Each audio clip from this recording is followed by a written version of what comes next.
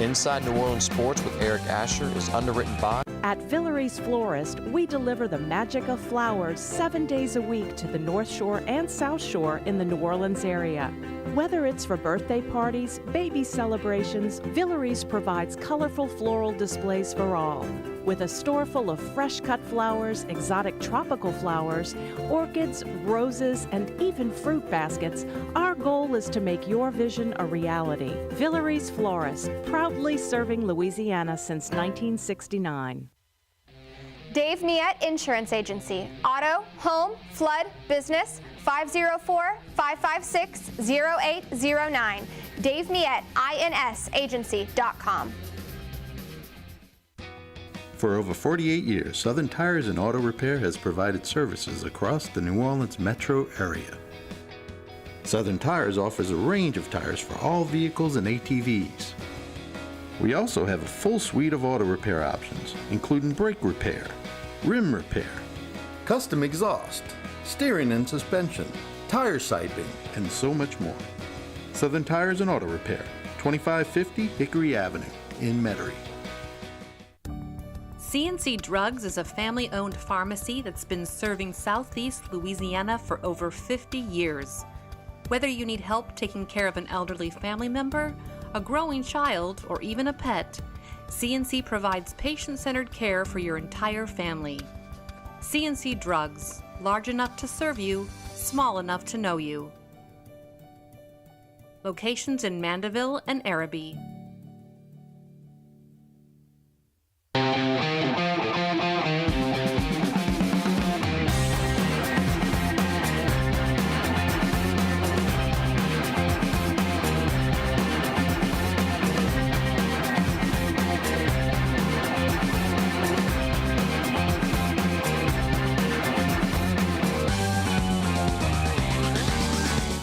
Good afternoon and welcome to another edition of Inside New Orleans Sports. I'm your host, Eric Asher. Over the next hour, we'll cover all the home teams, Saints football, LSU Tulane football, and of course, we'll touch on the Pelicans before we finish out today's program. To break it down, one of the best we have in the city, Doug Mouton, sports director at WWL Channel 4 Sports. Doug, welcome back. Good to see you, my friend. Eric, my pleasure. This seems like the right time. Yes, like vacation time is over. Right. It's time to start thinking about football. I couldn't be more excited about it. I think, the Saints and LSU and Tulane. I mean, all of the local football teams have enormous intrigue right now, and I love it. And it's so much, and for folks that are not in this business, it is so much easier to cover these teams when they are winning. It is easier. Right. But I'm not looking for easy per se, because look, I feel like football season can be a grind, and I love the grind. Sure. Like, I don't have a problem with that. It's not that it's easier, it's that it's more fun. Right. I mean, everybody wants to win. Right. There's no fun about covering when the Saints went to Pittsburgh last year and they hit rock bottom. Like, nobody wants to go the next Wednesday to Saints. It's just not fun. Right. I mean, look, everybody knows that. I mean, if you're a fan, it's the exact same thing. Saints fans will watch the games when they're 3-8, but they're sure as heck not crazy about it or happy about it. They're not guiding their life around it. Look, we're the exact same way. It's our job, but and look, I mean, obviously I'm from here. My dad was an original Saints season ticket holder. My dad was an LSU student in '58 when they won the first national championship. Yes. And so, these are schools that I've pulled for my whole life, whether I worked in this business or not. So I want them to win because I want them to win. But I also want them to win because football season is so much more. 2019 is one of the great runs of all time. That LSU run was spectacular. Yeah, so anyway, yes. And then, of course, 09. And of course, 09. Now, 09, I wasn't doing sports at that time. I was doing news. But did you? I went to of course. You were there. I remember seeing you in Miami. I would always, I was in Miami for like 13 days. Yes, I would always pitch this, look, I'm the news guy who can do all the sports stuff. I'm the news guy who's going to know who Dalton Hilliard is and who Sidney Bartholomew is. So anyway, I'm that same guy. And this football season, we're in a unique position where I think look, I don't know if the Saints are a Super Bowl team. I'm certainly not ready to go there, but I think they're going to be better. And I think they're certainly a playoff team. I think the sky is the limit for LSU, and the sky is the limit for Tulane. And that makes for a really exciting right now. Yeah, I agree. Yeah. You got some great programming over at Channel 4. Tell us all about it. Well, Fourth Down on 4 is our signature show. It's been running Sunday nights since the 80s at 10:35. We put a ton of effort into that. This week, we're doing an All Saints training camp preview edition of Fourth Down on 4. We're going to try to break it all down heading into training camp because there's so many exciting, interesting things going on. Of course, our prep show, Fourth Down Friday, starts on Friday nights at 10:15. That starts when the prep football season starts. And I think we have, at this point, 11 specials lined up for this football season. And that's special. That starts with it. We'll do a Saints training camp special. We're going to do that like one week in. We do an LSU preseason special. Yeah, and so we're beginning right now. Right. Like we're hitting football season. Yeah, next week. Yep, no doubt. All right, let's get into it.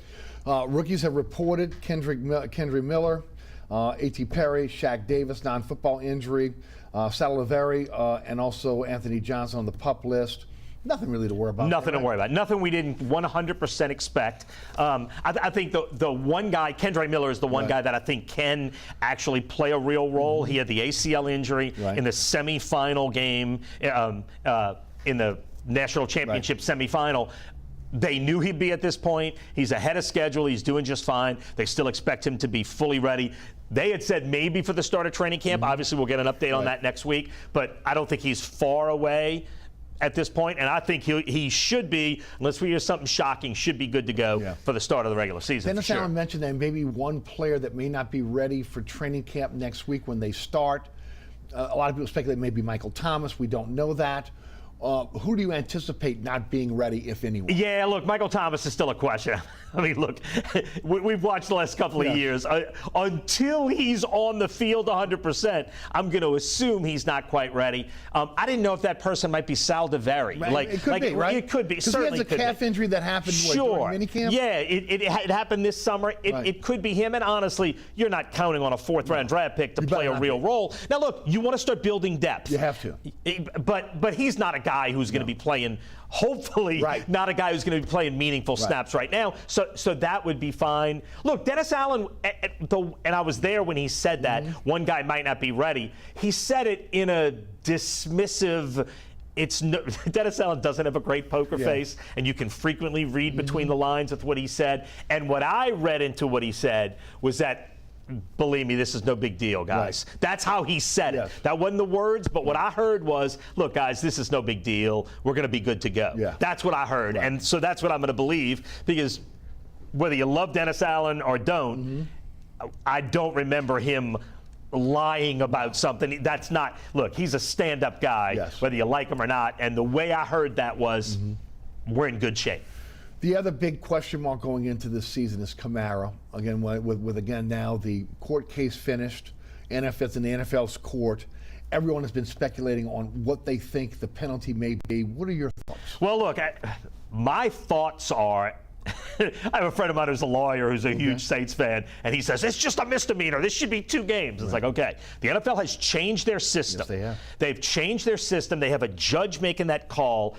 So the precedents that we've seen in the past when Roger Goodell was making that decision, yes, obviously precedence is important, but in this case, they've blown up their system. And they've blown up their system, in theory, to get more serious about more serious offenses. This is a violent attack.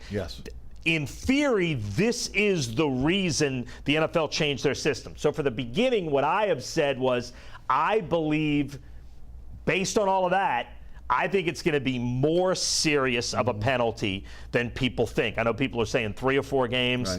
I'm starting at 6 games. I'm starting at 6. I will say, since it's new, I don't know. And I'm not afraid to admit what I don't know. And I'm not a lawyer. But I'm starting at 6 and saying, if it is 4, consider yourself incredibly lucky. And if it goes to 8, I think that's in the realm of possibilities. But I hope it's not. So right now, I'm at about 6. And again, I could be completely wrong. I don't know. We're all speculating. We're all speculating, but I do know the NFL blew up their system to be more serious about this kind of offense. And whether or not it's settled, whether or not whatever happens, look, the video evidence is out there. That's right. And then the cab ride is out there. Right. Like, that stuff is out there, and this is what the NFL wants to stop. And you don't stop it by giving him 2 games. In my opinion, or at least that's what I think the NFL is going to be thinking about. Well, I think you're on track. Go ahead. And I will say this too: the Saints clearly believe that's possible based on how they attack the running back room. I agree. Yes. So you may say Mouton's an idiot, but the Saints believe this same thing because they spent a lot of their resources, a 3rd-round draft pick, and a lot of free agent money on 2 different guys, which I think makes it okay. Yeah. So now, if you don't have Kamara, I think that room is going to be fine. Right. I agree about the room. NFL sanctioned event, Pro Bowl. The video evidence, both again the cab ride and also again the altercation. I think that's all on the negative side for him. The good thing for him is he's never had any problems. No, and he's been a great citizen of New Orleans. Right, he's done a ton of charity work. He's been a stand-up guy since he's been here. He had 1 bad incident. You're right. All of that 100% is in his favor. So that maybe go. I said 4, but it wouldn't shock me if it's 6. Right. You know, it really wouldn't because of again it was an NFL sanctioned event, and the video is out there. And this is the beginning of a new NFL system, and this is what they want to stop. Right. So let's talk about the running back room. And again, what the Saints have done in the offseason to maybe offset the loss of a guy that is a big part of the offense. No question. Whether he's a huge part. Carrying the ball, catching the ball, or a decoy. Yeah, all of that. Yes. Look, they bring in Jamal Williams from Detroit, who I think is terrific and I think will be a great locker room guy. Literally funny as hell. Like a terrific locker room guy. And Kendre Miller, who's a huge reason why TCU got to where they to the place that they elevated to. He was a huge part of that.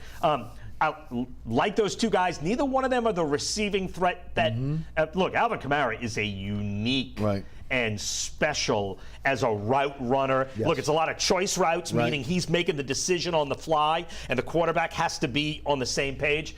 Kamara is great at those routes. And when the Saints offense is clicking the way it needs to click, it's because Alvin Kamara is getting things done. And I don't think he has slowed down at this point. I do think it's smart to take as much of the workload off of him as you can. Agreed. But the running back room, clearly, because you're going to have Kamara. Look, it's a 17-game season. So let's say I'm right and he gets 6.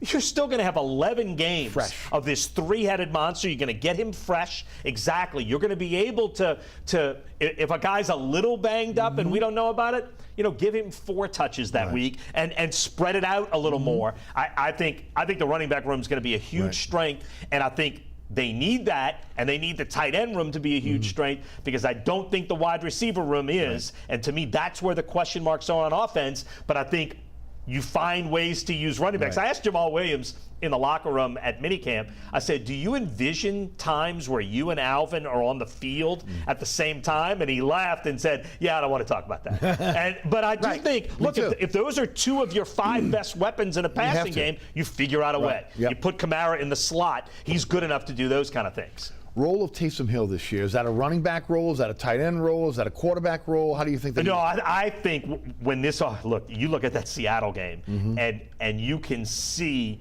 when Taysom Hill is on, the impact he can have on a game.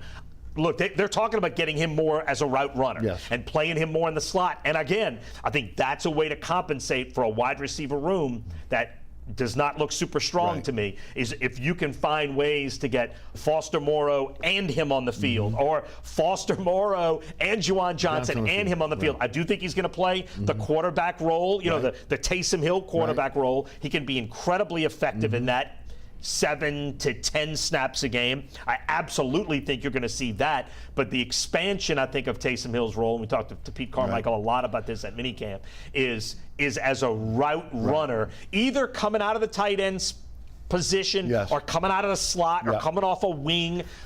But they know, look, this is like the dumbest thing or the most obvious thing I'm going to say. Taysom Hill is special when he's got the ball tucked in. Sure. Like, he is special, and they're going to find ways to put the ball right here on Taysom Hill, whether that's short passes or out of the quarterback spot. Taysom Hill is going to be a big part. And I want to say this too, and I talked about this a lot after minicamp. This was the first time in several years that I have seen Taysom Hill sort of comfortable in this role. Okay. He knows now that he's not going to be the quarterback. And the chance to be the quarterback but now we've done a lot of stories in the last 5 years. Is Taysom Hill happy? You know, does he like his role? Is he okay with his role? Is this role going to work?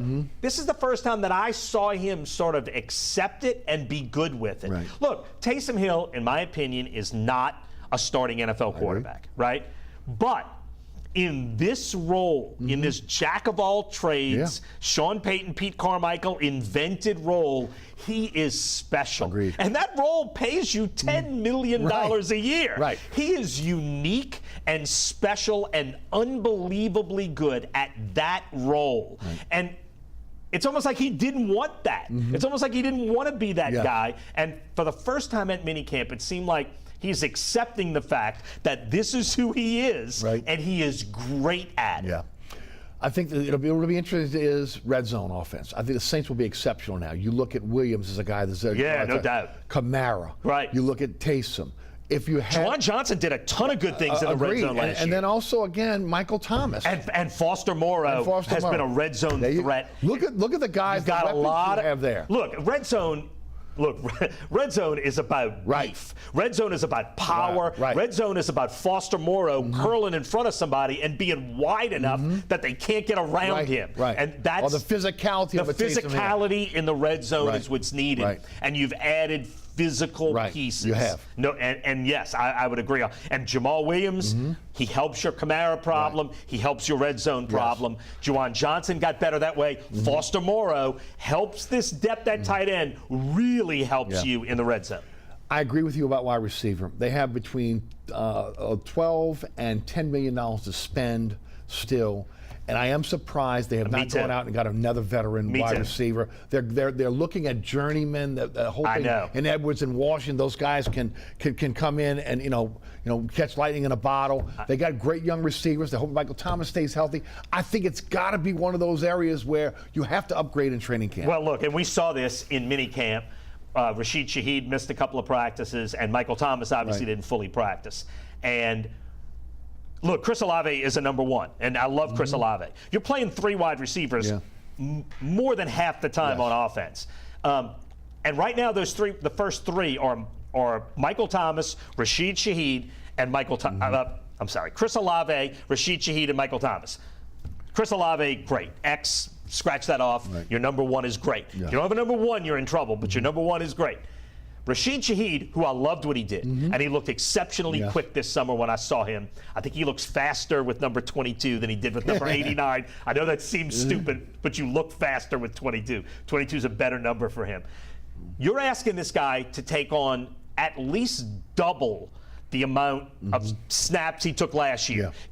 Look, he was great in this limited role. Sometimes, a guy like Deontay Harris, Deontay Hardy, was terrific in the little limited role. When they asked him to do more, he struggled. So you're asking Rashid Shaheed to at least double his snap count.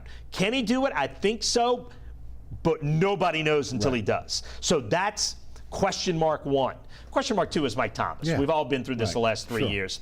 And for now, you are counting on him. And I will say this, when you get past that first three, it's Olave here, the two of them right under there, and then it's a cliff to where you are now. And it's maybe Traquan Smith is your fourth, maybe it's Keith Kirkwood, but it's a huge gap between 3 and 4 right now. And yes, I thought they'd bring in a couple of veterans to lessen that gap. More than Washington and Ed Edwards. Yes, okay, I agree 100%. I keep expecting it, and maybe it still comes before training camp. But for right now, you've got a chasm between 3 and 4. And the problem is, in that first 3, you've got 2 question marks. And which is why I think your depth at tight end end. I think you look good at tight end. Right. Your Taysom Hill factor and your depth at running back, maybe that can help that. And may have a Kamara back as a weapon on absolutely. Look, instead of playing 3 wide receivers, maybe you're playing if Mike Thomas is out, you're playing Olave and Shaheed outside, and Alvin Kamara's your slot receiver. And that would, or Taysom Hill. Or Juwan Johnson. Like, you've got options. You may not be running 3 wide receivers, but the wide receiver room, to me, is without question the biggest question mark room and the least depth of any room. I would agree. All right, let's talk offensive line. Again, it's been riddled with injuries over the last few years. Andres Pete's last year under contract with New Orleans. He's either got to put up or shut up. And again, I still don't think he's going to be back. You've got Penning, who comes off again. Again, 2 surgeries on his feet. Ramczyk, who again looks like he's the walking wounded. He is, and he will always be. And then of course, you know, you've got you love your center position at McCoy. But again, you still got another question mark at the other guard position. For the Saints to be effective, they got to run the football and protect the passer. How good does the offensive line be? Okay, right. Well, here's what I like about it. Right now, I feel like you go 7 strong. I feel like you go 7 strong because I like Calvin Throckmorton, and he has no chance to be a starter right now. Calvin Throckmorton's played a lot of quality snaps for the Saints over the last 2 years, and he's number 7. So I feel good about that. I think for this offensive line to work, you've obviously got 2 studs. Ramczyk is the walking wounded. He's still a stud. Yes, he is. And McCoy's a stud at center. So you got 2 studs, period, without question. Then you got 3 question marks. I think Penning has to be your left tackle. Has to be. If Penning isn't the left tackle for the first game of the season, you might have problems up front. But I think it's going to be Penning, and I have a lot of confidence in him. So I love Penning. Now you've got Penning, McCoy, Ramczyk, and you got to fill 2 guard spots. I still think Cesar Ruiz has upside, and I like Ruiz. Did you like what he did last year? I did. I thought there was great improvement last year. And now, if Penning becomes your guy, you've got James Hurst. James Hurst is a quality offensive lineman. He can play all over the place. When Andres Pete is right, you talk about running the football. Andres Pete is a mauler in the running game. You put those 2 guys on the same side? When he's right, Andres Pete is a mauler and destroys people. But obviously, Andres Pete hasn't been right. Hasn't been. He plays. He looks the least motivated of any guy you'll see in a Saints uniform. But now you've got James Hurst. If Penning can play that spot, does James Hurst unseat Andres Pete? I think that's possible. So I like the fact that you go 7 strong. I like the fact that you've got 2 studs. You need Penning to be your 3rd stud, and then. I still like Ruiz. I'm not far from calling him a stud, but I like maybe what he can bring you. And then you've got Pete and Hurst and Throckmorton and Saldivari, who you hope can. And Saldivari, who you hope. That's why I said the Saldivari thing's not a big deal because I think you go 7 strong before you get to him. And Landon Young, who they still like. Who they still like. Who they still like. He was an all-SEC performer at Kentucky. Absolutely, and they still. And he wasn't great when he played last year, but they still like his upside. And he's 8 right now, and Saldivari's 9. So I do like how they built the depth. I do like your choices. Look, 3 guys go down, you got trouble. McCoy goes down, you got trouble. Look, I mean, across the board, it's not a super deep team, with the exception of a couple of spots. And offensive, but you've got 7 strong on the offensive line, and I like what you don't want to be doing is, again, when someone gets hurt, moving someone from one position to another. You don't want to. That has been the death nail for this offensive line. You got to have guys like they had during the heyday of the Peyton era, where you could plug a guy that could play multiple positions in instead of trying to swap positions. That really hurts you. All right, I do this a lot. I bury the lead. The lead is Derek Carr. Yeah, no question. No question. I mean, look, if Derek Carr isn't right, what you've got behind him now is Jameis Winston. And last year, the Saints told you by what they did that they believe Andy Dalton is a better option. And Andy Dalton was not a good option. So if Derek Carr is not right, or if something happens to Derek Carr, the chasm between Derek Carr and your number 2 is huge. You need Derek Carr more than any other guy on this roster to be the guy you think he is, be the guy you hope he is. I'll say this at minicamp. One, he has won over the locker room in a way that's really impressive. He's said all the right things and done all the right things. Very to Breeze-like, us, right? But but a different personality. But I mean. But yes. But, for the professionalism. When you ask anybody else in that locker room about him, you get the kind of answers you want to get about people talking about their quarterback. Like, he has won over that locker room immediately and really impressively. And that's a good start. Because at this point, that's all you can do. He hasn't been on the field in pads yet. So, yeah, you're not winning anybody over by what you've done yet. He's going to have to do it on the field. I think his skill set fits what the Saints do. Look, the one thing he has always done well, even in his bad years, is he's got a quick trigger, which is very Drew Brees-like. He has got a fast trigger. He gets rid of the ball quickly. And he has the ability to throw the deep ball. And if this team's going to be what this team is going to be, Olave and Shaheed, if you're playing to your strengths, these are guys who can go.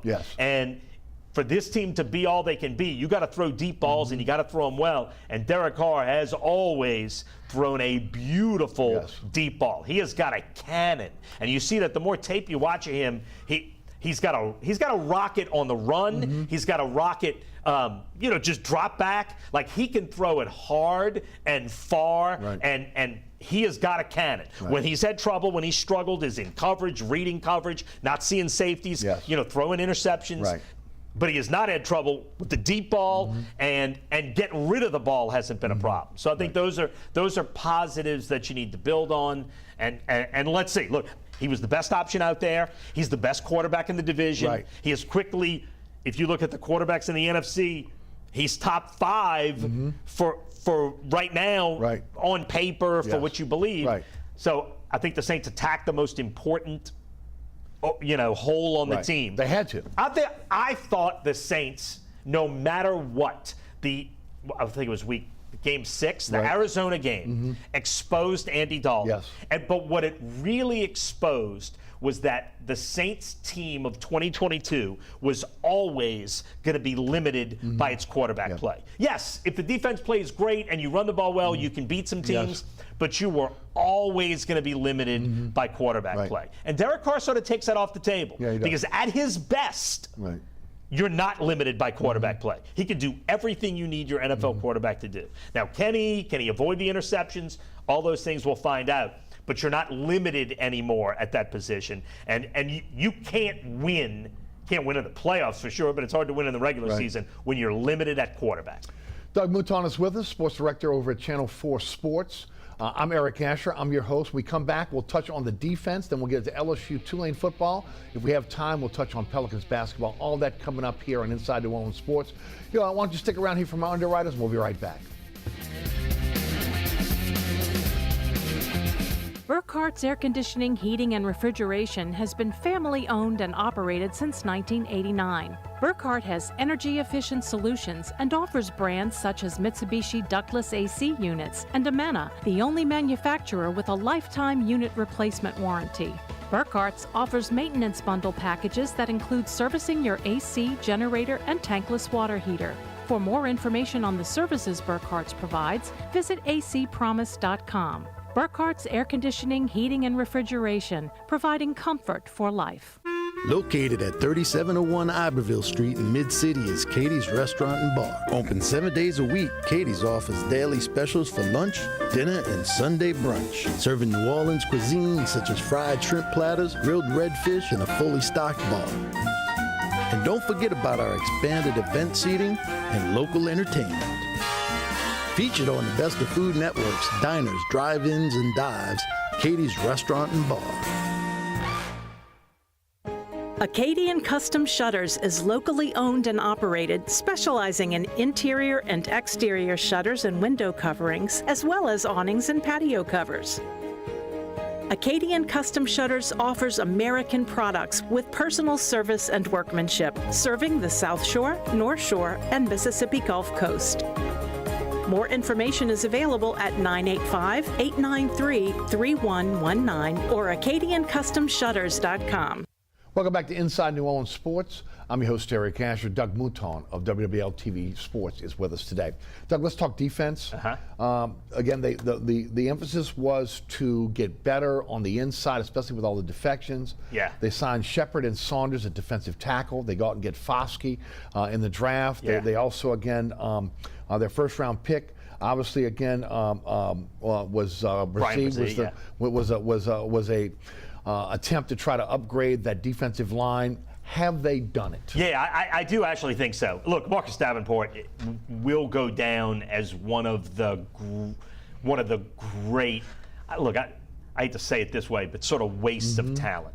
He's big, he's incredibly athletic, incredibly disruptive, and just never could put it together for whatever reason. One of the biggest disappointments to me, because I see what the Saints. What the Saints invested 2 first-round draft picks in. And so that goes as a huge disappointment. They go out and get Foskey, and it was interesting because I thought they might take B.J. Ojulari with that pick, but my thinking was right. What they needed was a defensive end who can more play modern NFL quarterbacks. Yes. Like, you need quickness is more important than power if you have to make a decision. Because you're chasing all the time. Because you're chasing. And Lamar Jackson ate the Saints lunch last year.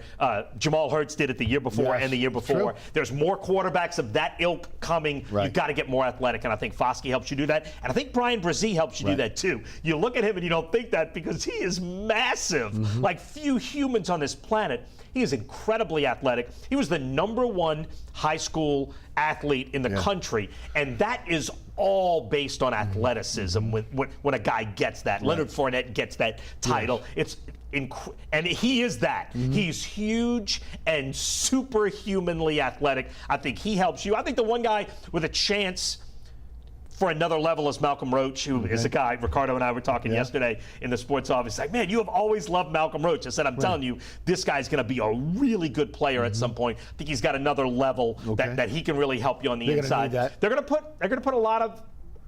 Carl Granderson's going to get a lot of snaps. I agree. He has made nice progress. Every year. And so basically you're going to be playing sort of a 3-headed monster on the outside where Cam Jordan gets 80% of the snaps, and then Foskey and Granderson sort of split the rest. And then you've got 4 solid options on the inside. I'm okay with the defensive line. I think you're in good shape. You don't have a ton of depth. But I like the defensive line way it sits right now. With that money that's left over, could you see them going out and getting a mercenary defensive end to come in? Yeah, you could, just for depth issues. I like the 3 you have, and if they're healthy, you're good. But you're right. The chances of all 3 playing 17 games are not great. So yes, but I'll say even more than that, the spot is at linebacker. Wait, take it from there, because that's where I'm going next. Because I knew it was. They need. I think. Look, I love your top 2. Me too. I think Demario Davis and Pete Werner. And I'll say this too: you're only playing 3 linebackers on a 10 or 15% of the time. Right. Like 80 to 85% of the time, you're playing 5 DBs. The 3rd linebacker in the modern NFL is a position that's sort of gone. It's almost become the fullback spot. So, and I love your first 2. I mean, Demario Davis is Demario Davis, one of the great players in Saints history. Pete Werner, I think, has a chance to take another look. Like, if Pete Werner were in the Pro Bowl this year, wouldn't surprise me one iota. And yes, you lost Caden Ellis, you lost your depth. You're counting on Zach Bond / others after that too. That is. Linebacker is the wide receiver position of the defense. I love if you could put your first 2 on the field for 17 games, you will be great. But the chasm from 2 to 3 is the same as the wide receiver room from 3 to 4. It's a large gap. You're counting on draft picks that haven't come through. Correct. You're counting on drafted free agents that haven't come through. Somebody. And that's why, again, to me, when you've got this money, and some people believe they're going to extend players on the roster now. Right. But you have to invest in when they rarely have this kind of money going into the season. Right. So Rarely. I think you have to invest in the areas where you feel like you need some more quality depth. Yeah, and I think linebacker's one of those. I don't disagree with that. I will say this.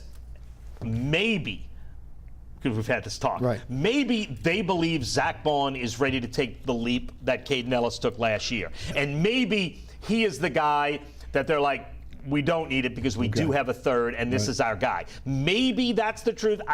I don't know that. We're not going to know it until he produces. Right. But maybe that's why they haven't. Right. They also like Jackson, the kid last year that they drafted as well. Yes, and he's got a shot. So they do have a couple of guys with, but again, from Pete Werner to a complete unknown. And there are veterans out there that come in and help. There could, yes, and we'll see. And you could be right. To me, the two spots with the biggest gaps are linebacker and wide receiver. Yeah. Secondary, I think they are exceptional at corner. I think safety, if they could put Tyrann Mathieu in a position where he can be a playmaker, they can capitalize on that. Marcus May still got the DUI situation that's going to have to be dealt with again as they go into camp next week. But the safety position may be the only question mark, I think, in defensive backfield. What's your thoughts? Look, I think the secondary might be the single biggest strength of the team because we saw what a difference Marshawn Lattimore made last year, right? He missed 11 games, comes back for the Philadelphia game, and the defense changes. He makes everyone else better. Paulson Adebo wasn't as good last year because he didn't have Marshawn Lattimore on the other side. Lattimore, it's a deep position, but Lattimore to me is still maybe, well, besides Derek Carr, because can't play quarterback, can't do anything. Besides Derek Carr, Lattimore might be the single most important piece on this team. He shuts down because he shuts down a number one. He is an elite NFL cornerback and lets everyone else on the defense get more help. He single-handedly changes your defense that if he's not there, you don't get it. I think Alontae Taylor's ready to make take a huge step forward. I like Paulson Adebo. And then you've got Bradley Roby backing up, who I think is a quality NFL cornerback. And I do think if Marcus May misses time, I think you figure out a way to get one of those, to get those five on the field. May and Mathieu have worked a lot more together now. I think that tandem can be really good. And you've got four corners. So to me, if anybody's out, you figure out a way to move people around. I think the five you're going to see on the field a lot are going to be May and Mathieu deep. I think it's going to be Adebo and Lattimore on the outside and Taylor playing the slot sort of as your nickel back. Not that he's your fifth best guy because he has a chance to be a star. And I love that pick. That was a second-round draft pick. It was not necessarily in need, but it was a guy the Saints identified. That's a Jeff Ireland pick that I think was brilliant and it's going to pay dividends for a long time. And a lot of people thought, again, look, I talked about it as well on this program and radio show. He wasn't slotted there. No, I didn't see it when they picked him up. They were like a third, fourth round. Who? And that, at this point, that looks like a home run draft pick. To get a starting quality NFL corner in the middle of the second round, that doesn't happen. I mean, it happens, but it doesn't happen a lot. That, to me, looks great. I love the secondary. Let's shift gears. So, first of all, playoff team? I think it's a playoff team. Super Bowl contender? I'm going to say at this point, no. I got to see it. I think they're a playoff team. Can they win a playoff game? Maybe. But are they up with the Philadelphias of the NFC right now? I don't see it. But I like a lot of the pieces. And I think they're the best team in the division. They stay healthy, they got a shot. Let's see what happens. Yes. All right, let's talk LSU. A lot of people believe that LSU has made strides to the point that they're ready to overtake Alabama, especially with the unknown at quarterback. It's been the big conversation. Not just at quarterback. Right. But it's been a big conversation this week at SEC Media Days. You've been all over this. Tell me about this LSU team. Yeah. Well, look. Here's what's interesting. The media picks an all SEC team, we rank the divisions and they put out like the preseason prognostications, right? And I like doing that. And Ricardo and I both have a vote. And I like doing it because it makes you sort of think about it and study it. So yesterday, Ricardo and I, for an hour and a half, debated our all SEC teams and our rankings, and it's fun. Ricardo's in goofball that's so much fun to argue with, and so, but it also sort of opens your eyes to sort of see what you're looking at. Alabama this year is an incredibly inexperienced team, one of the most inexperienced teams in major college football, meaning returning starters, returning snap counts, returning production. Alabama has one of the most inexperienced teams and two new coordinators. Now, this is also Nick Saban. Yes. And he's also got a ton of 5-star recruits who just haven't had a chance yet. Sure. So it's not like there's not talent. Right. I'm not arguing talent. I'm arguing experienced talent. So when we're choosing our all-SEC teams. Okay, in the last 11 years, Alabama has either won or tied for first in the SEC West 10 out of 11 years. The only year they didn't was 2019 when LSU had this spectacular team. The other 11 years, 10 times they've been at the top of the SEC West, including last year. LSU and Alabama were tied. LSU won the tiebreaker. The reason Alabama has done that isn't superior coaching, it's that they've had the best talent. They have won with high-end talent. Everybody knows that. Look at the NFL draft and how many first-round draft picks. So my point is, when we're looking at the SEC, and as it stands right now, Malik Neighbors might be the #1 returning wide receiver in the SEC. If he's not #1, he's in the top 3. No question about it. Will Campbell is a first-team All-SEC returning offensive lineman. On defensive line, in my top 4 guys, I had 2 Georgia guys, I had Mason Smith, and I had Mekhi Wingo. LSU has 2 of the best 4 defensive linemen returning. At tight end, Brock Bowers, no question, #1 at Georgia, best tight end in America. No question, Mason Taylor is #2. So you've got the best tight end in the West. At linebacker, no question, the best returning linebacker is Harold Perkins. And at the most important position in football, not only is Jaden Daniels, without question, the best returning quarterback in the SEC, Caesars Sportsbook right now has him tied for second in Heisman Trophy odds. So you have got top-end talent at wide receiver, at tight end, a little bit on the offensive line, in the defensive line, at linebacker, and at quarterback. High-end talent. If you look at the SEC, there's 2 teams that should and did dominate my and Ricardo's preseason All-SEC. It's Georgia and LSU. Now, that doesn't mean Alabama doesn't have talent. Alabama's got a ton of 5-star guys who just haven't had a chance yet. And some of them are going to emerge. But when you look at experience and talent, LSU is in a position to win the West and at worst be a major contender in the West. It starts with Jaden Daniels, but it starts with high-end talent. That's the way Georgia has won 2 straight national championships. Of course it is. That's the way Alabama has had this incredible run, 6 national championships since '09, and LSU right now can compete with either one of them for high-end talent. All right.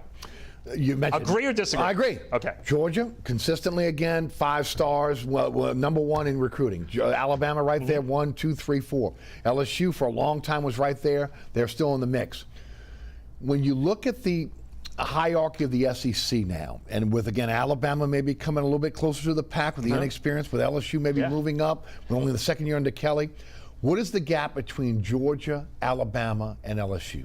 Oh, between those 3? Oh, I don't think it's very much. And I'm telling you, the more I looked at high-end talent, I think the 3 of them, and I will say this, from 3 to 4 is, I think, where the gap is. I think 1, 2, and 3, any of those 3, and look, this is still Nick Saban, and this is still a ton of 5-star recruits. No doubt. If Alabama ran the table and won the SEC, I would be 0% surprised. Georgia has an easier path than LSU or Alabama because LSU and Alabama have to play each other, and they have to go through each other. Georgia doesn't.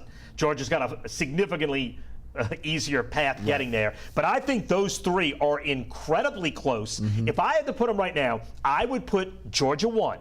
And look, you don't argue with 2 straight national championships, and LSU fans can squawk at that, but you cannot argue with 2 straight national championships. I would put LSU 2nd and Alabama 3rd. And I would put the gap from 1 to 2 at a couple of millimeters, and the gap from 2 to 3 at a couple of millimeters, and then the gap from 3 to 4 at, a couple of meters. Yes. All right. When you look at the question mark on this team this year, right now, would it be the secondary? Yeah, it's definitely the secondary to me. And the more I looked at the high-end talent, not that LSU doesn't have talent, they have completely unproven talent, which is what Alabama has.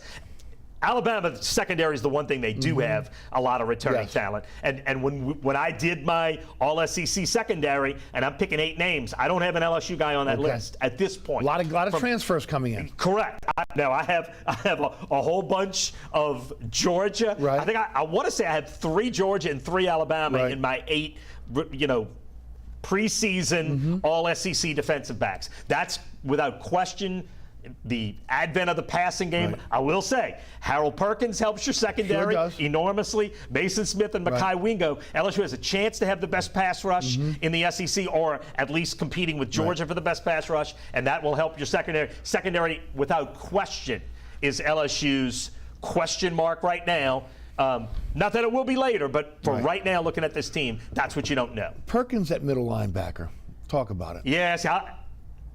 All I care about, wherever you put him on the field, is that he's rushing the passer at every available opportunity. So, sure, you play him in the middle and get him in the running game, but where he has his best value is rushing off the edge, where he is, to call him special is an understatement. He going into the season, he's the best at that position. I thought he would be the jack in America. Yes. As long as he's rushing the passer, playing wherever you want on first and second down. Right. Special teams were a problem. Special teams were a problem. Look, I love Malik Neighbors returning kicks. And look, part of the reason LSU's made up that gap is guys like Malik Neighbors who weren't the 5-star recruit, but are the 5-star guy now. You know what I mean? Like recruiting analysis is based on what you look like at 17 years old. Obviously, none of us look at 21 like we did at 17. And guys, of course. So the reason LSU has this level of high-end talent is because they have been right on a lot of guys like Malik Neighbors. I love him in the return game. You absolutely got to get better in all areas of special teams, and LSU made the changes at special teams to get that done. Look, I'm not saying this LSU team is locked in stone, but I love the pieces. Right. National championship?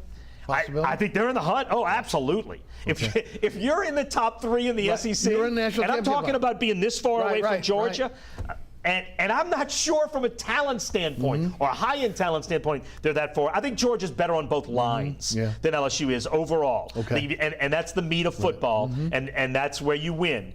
Georgia. But LSU's much better at the running back position this year. Much better. LSU's better across the board. LSU's high-end talent is great. I'm talking about Georgia as the number one. I'm comparing LSU to number 1.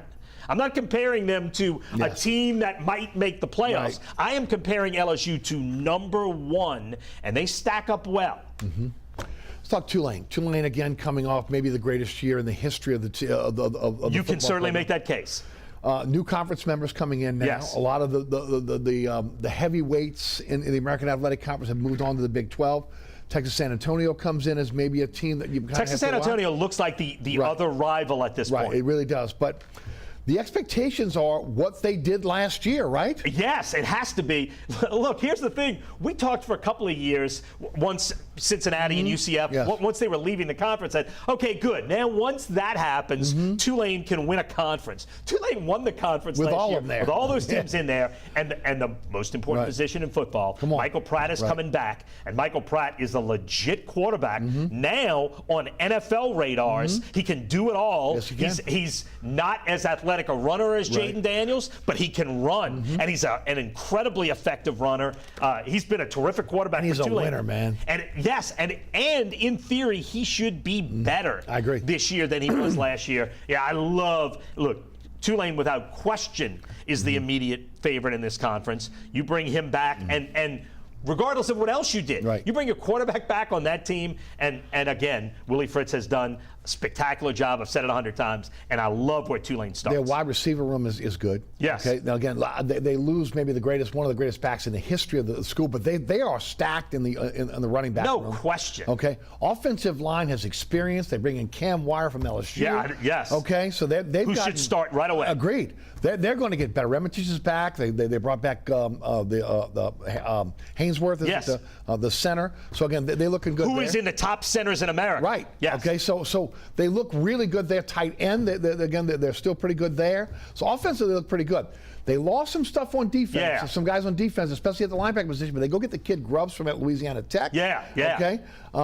Maybe the secondary is a little questionable, but again, look, it's so many. Look, it's modern college football. Right. The one thing about it is there's so many transfers and so much change that you don't know. And I agree with everything you said. I love Tulane on offense. On defense, I'm like, well, I don't know. I guess we'll see. I think the defensive line's pretty good.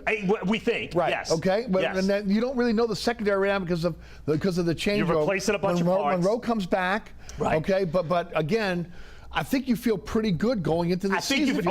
You feel great offensively, and you feel okay defensively. If you have to outscore some people while the defense figures it out, this is certainly a team capable of doing that. I do, for both LSU and Tulane, I do question this. Great success last year. Maybe a little bit premature success for both last year, okay?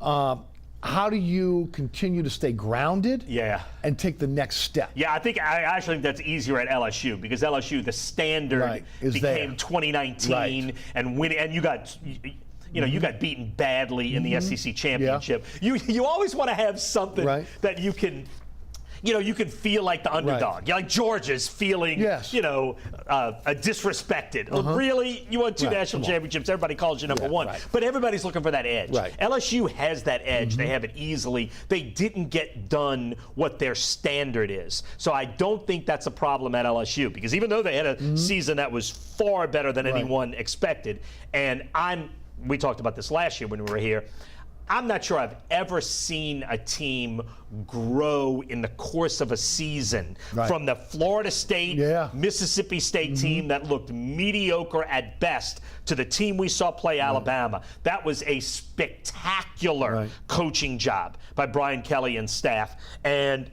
But they didn't get where LSU standard is, so I think LSU has it. Tulane, you said it, had maybe the greatest season in the history of Tulane. But I will say this too, Willie Fritz has had success at every stop. That's true. And he's had continued, sustained success.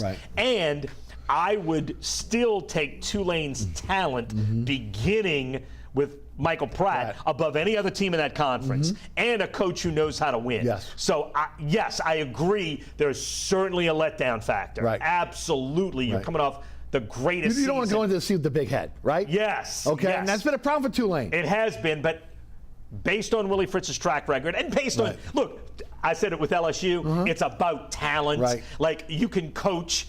Long time ago, I worked in South Dakota. We had a CBA basketball team. Flip Saunders was the coach. Went on to be an NBA legend. I knew him when he was doing magic tricks in South Dakota. Okay, Flip Saunders told me one time, we were in a bar drinking a beer, and I've never forgotten this line. And I'm blowing smoke up Flip, telling him what a great job he had done with this team. They had the best team in the CBA. And there was a basketball game on TV. He said, let me tell you something about coaching, Doug. And I just want to tell you this, and I appreciate you saying nice things about the job I've done. Vanderbilt was on TV. He said, if we did this, give me Vanderbilt. And on my staff, give me Red Auerbach and Larry Brown, whoever you think the great basketball minds of the world are. Give us Vanderbilt.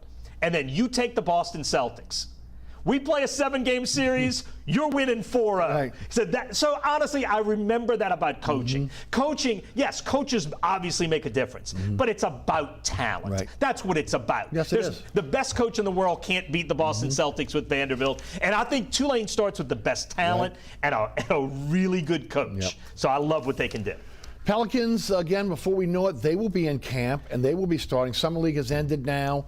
The big question mark throughout the offseason has been Zion. They are giving indications he is maturing, okay? They are saying he is working out at the facility. His weight is down. He is the key. Brandon Ingram is going to be playing for Team USA. He has had problems with issues with injury. If these two guys are healthy, this could be a really, really good team. If not, we're right back where we started from. Your thoughts, just as we give kind of a preseason look at the Pelicans? Well, here's the one thing, to me, that's the most stunning, is the difference in where we sit today and with where we sat a year ago at this point. Right. A year ago at this point, they're coming off the playoff run where they win the 2 play-in games. They give a really good Phoenix team all they can handle in the first round of the playoffs. And in the exit interview with the media, David Griffin said he didn't want to trade Willy Hernan-Gomez, who wasn't even a rotational player in the playoffs, because he didn't want to mess up the locker room. That's where they were. All arrows are pointing up. We're in the right direction. Everything's going great. We're building for the future. That's where we were at this point last year. At this point this year, you didn't get it done this past season. Ingram and Zion missed way more time than they should have with injuries that shouldn't have kept them out that long. And there's frustration. Now, Willy Hernan-Gomez, the Pelicans let him go. They let several pieces go. Whatever this core locker room was, they've let it go away a little bit. And now we're at a little bit of a come to Jesus with this team. I agree. If they don't get it done this year, and when I say get it done, I mean have a significantly better year than you've had the last couple, this team is going to be blown up next offseason. So as last offseason, hey, we're building for the long term. This offseason, no. We're right now or never. We've seen what these guys can do. And it's not even about Ingram. It's about Zion. When Zion plays, this team is first in the West. I agree. When he goes out. When he plays and he plays well, they're first in the West. Now, if you can bring in all these other pieces and all these guys who got extra minutes last year, but the linchpin to everything is Zion. Because without Zion, no matter how good Brandon Ingram is, the best they're going to be is 8th or 9th. We're going to see the same thing again without Zion. I agree. You're going to have the same team you had last year. Zion is 100% the fulcrum point of this team. And I don't think anyone can make an argument against that. And if he's on, you can compete with anybody. If he's not playing, not motivated, weighs too much, we're going to be blowing this thing up and starting over. They sound like Griff sounds like he wants to stand pat. Like, again, there was a lot of talk. Well, I think they're given one last run with that. Do they need that athletic center? Do they need more scoring? Is Hawkins going to be able to come in and do so? I think there's a learning curve for him like there was for Trey Murphy. Do they need another shooter? I'm talking about veteran shooter. Those are the 2 questions marks for you. Athletic big, veteran shooter. Look, maybe. But to me, the only question is Zion. I hate to keep coming back to that, the truth. But I believe that's the truth. Zion, given the team last year, and I think right now they're a little more talented, given the team last year, I want to say on December 1st or December 4th, they were first in the West. I'm not saying they would have stayed first in the West. That Denver team was unbelievable. They caught lightning, everything. But they were a top 4 team in the West without question with Zion, with all the other questions, all the other minor pieces that don't matter. He is a major, game-changing, franchise-changing piece. If he's right, you're in the hunt. If he's not, you're the 8th or 9th seed. There you go. Well, we're going to find out very quickly. And I think it's 50-50. Right. You think 50-50? I think it's 50-50. Whether he matures. Whether he's the guy you hope he can be. On a long look, he's going to be that guy for a 10-game stretch or a 20-game stretch. He needs to be that guy for a 60-game stretch. And I think whether or not he can do that is 50-50. And whether or not he can do that or will do that, however you want to word it. Wants to do that, really. Wants to do that might be part of it.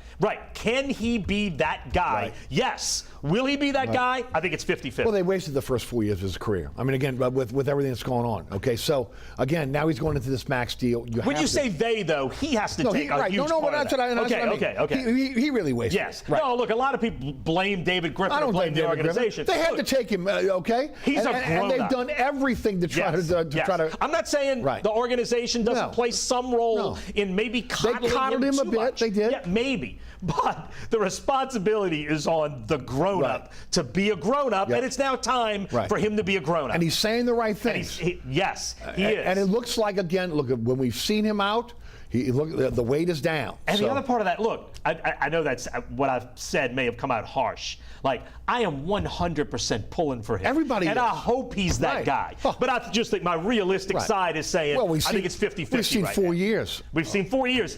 But when he is right and motivated and they're playing behind him. He could be one of the best ever. One of the best ever. Certainly certainly when he was right last year, one of the best 5 players in basketball. And he can be that again. They need him to be that all year. Doug, thanks so much. Appreciate your time today. Anytime, Eric. Doug Mouton, Sports Director, Channel 4 Sports, with us today here on Inside New Orleans Sports. All right. Thanks so much for tuning in. There's a QR code up on your screen right now. So many ways to catch our program. The QR code will take you to my website, ericasher.com, or the WLAE-TV YouTube page. Remember, there are multiple rebroadcasts. They're on your screen. Again, just set your DVR and you'll never miss Inside New Orleans Sports. Catch me on 106.1 FM, Nash Icon. That is weekdays 4 to 6. You can listen live at ericasher.com. Also, again, the iHeartRadio app, TuneIn Radio app are our digital platforms. You can also catch us on Anchor, Spotify. That is where the podcast is. And that is, again, weekdays 4 to 6. I want to thank our underwriters who make this show possible. We appreciate each and every one of them. Please support our underwriters. And, of course, the WLE production staff that includes Ron Yeager, Jim Dotson, Lo Grafia, Alex Chacon, and, of course, our director, William Hill. For Doug Mouton, I'm Eric Asher. Thanks so much for tuning in. We'll see you next week for another edition of Inside New Orleans Sports as the Saints open up training camp. Ought to be interesting. Thanks for tuning in. Thank you.